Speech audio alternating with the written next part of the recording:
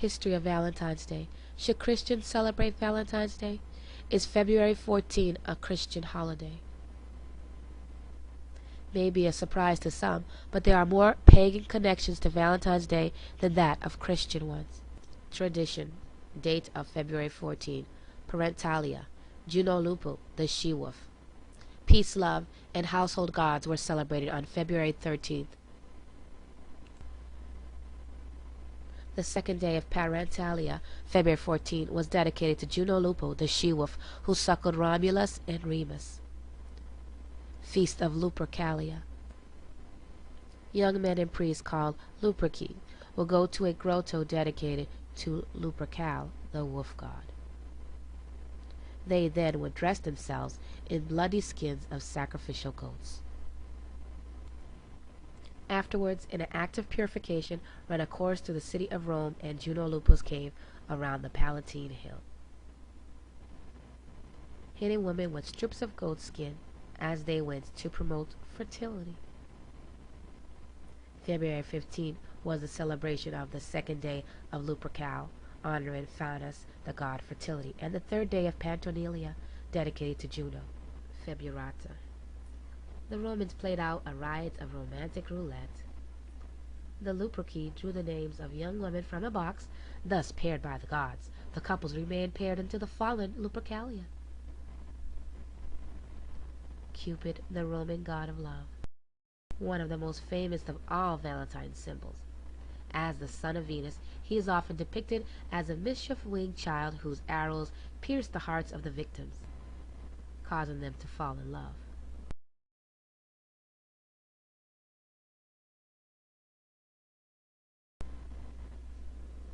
Cupid is derived from the Latin word cupado, which means desire. Brace yourself, because what I'm about to tell you gets really disturbing. Nimrod was also called Cupid as a child. It is said that when Nimrod's mother saw him, she lusted after him, and she desired him. So evil was Nimrod's mother that it is said that she married her own son. Inscribed on the monuments of ancient Egypt are the inscriptions, Nimrod, the husband of his mother. As Nimrod grew up, he became the child hero of many women who desired him. He was their Cupid. In the book of Daniel, he is called the desire of women, Daniel 11:37. He provoked so many women to jealousy that an idol of him was often called the image of jealousy. After Nimrod's death, it was believed that he had ascended to the sun and was now to be called Baal, the sun god. Do you think these pictures provoke desire in pedophilers? Cupid is just an old-fashioned case of child pornography. St Valentine, the Christian priest. According to one story, Roman Emperor Claudius II imposed a ban on marriages because too many young men were dodging the draft by getting married. Only single men had to enter the army. A Christian priest named Valentinus was caught performing secret marriages and sentenced to death.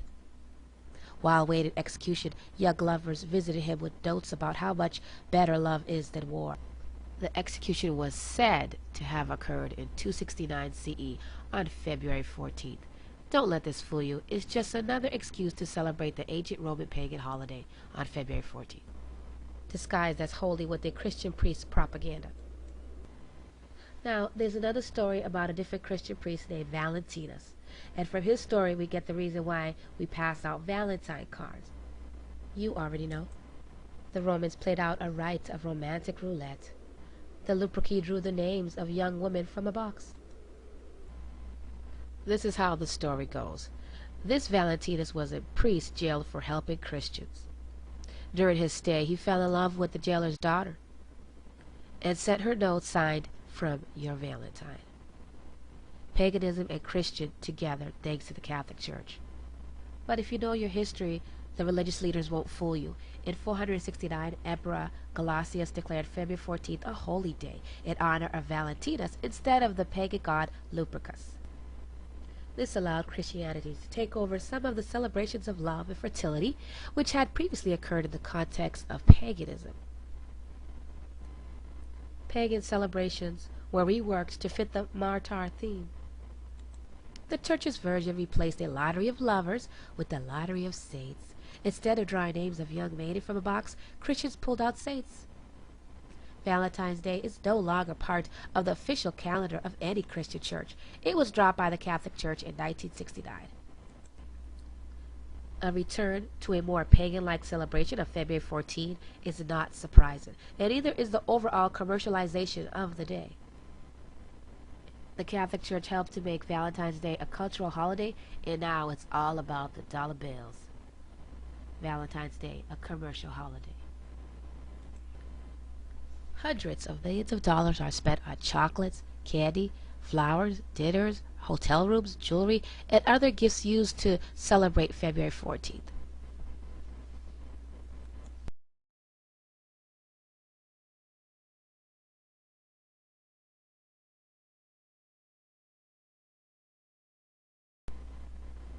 What does the scriptures have to say?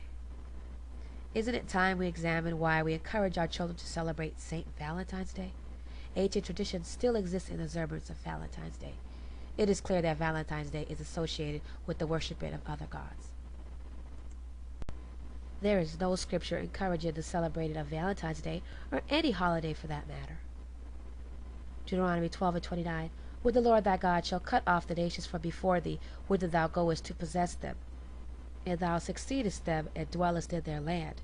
Take heed to thyself, that thou be not snared by following them, after that they be destroyed from before thee. And inquire thou not after their gods, saying, How did these nations serve their gods? Even so will I do likewise. Thou shalt not do so unto the Lord thy God, for every abomination to the Lord, which he hateth, have they done unto their gods, for even their sons and their daughters have they burnt in the fire to their gods.